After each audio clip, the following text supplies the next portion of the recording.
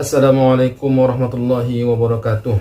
Amai tentang ikan asin boleh dimakan atau tidak, haram dimakan atau halal dimakan, atau ikan asin itu najis atau bukan najis.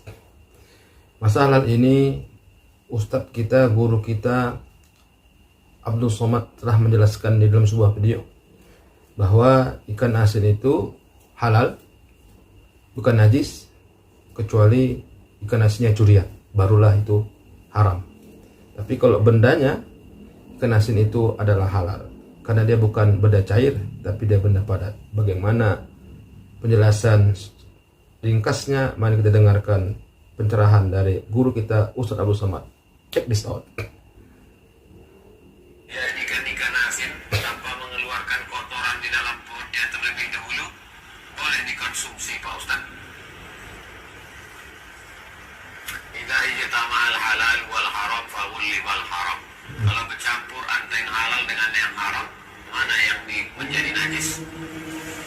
Masuklah bangkai tikus ke dalam bak kamar mandi. Berkelahi tikus itu di atas. Terjadi konflik di antara mereka. Pecah sudah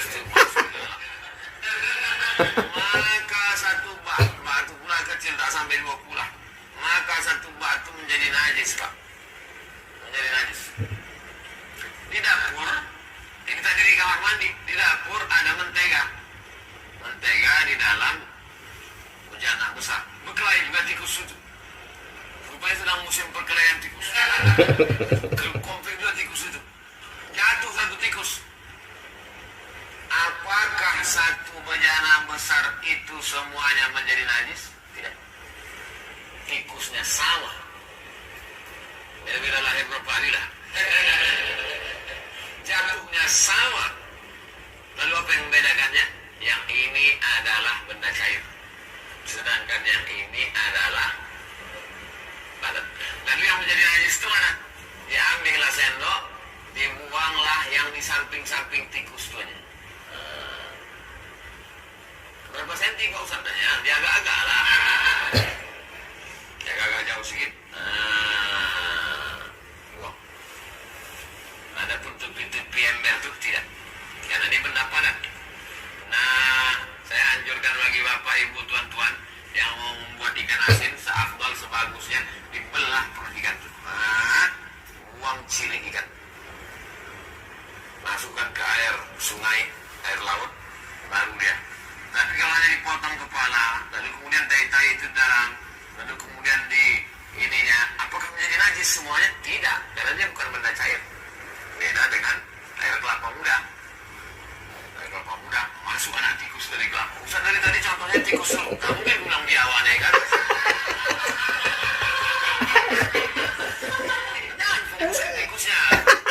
Fokus kepada najisnya. Ya. Tapi kalau cerita afdol tak afdol adalah buang. Kalau afdol tak afdol adalah buang. Soalnya Pak Ustaz, tainya selalu saya makan. Hah?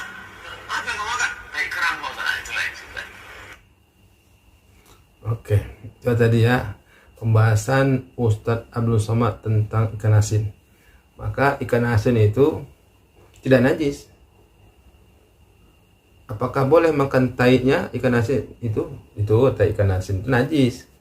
Nah, begitulah pencerahan dari Ustadz Abdul Somad. Maka apapun ceritanya, menurut guru kita Ustadz Abdul Somad, ikan asin itu tidak najis walaupun ketika membuat ikan asin itu tidak dibersihkan, tidak dibelah, tai-tainya nggak dibuang, insang nggak dibuang, tidak dibuang. Kenapa? Alasannya karena ikan asin itu, ikan itu bukan benda cair.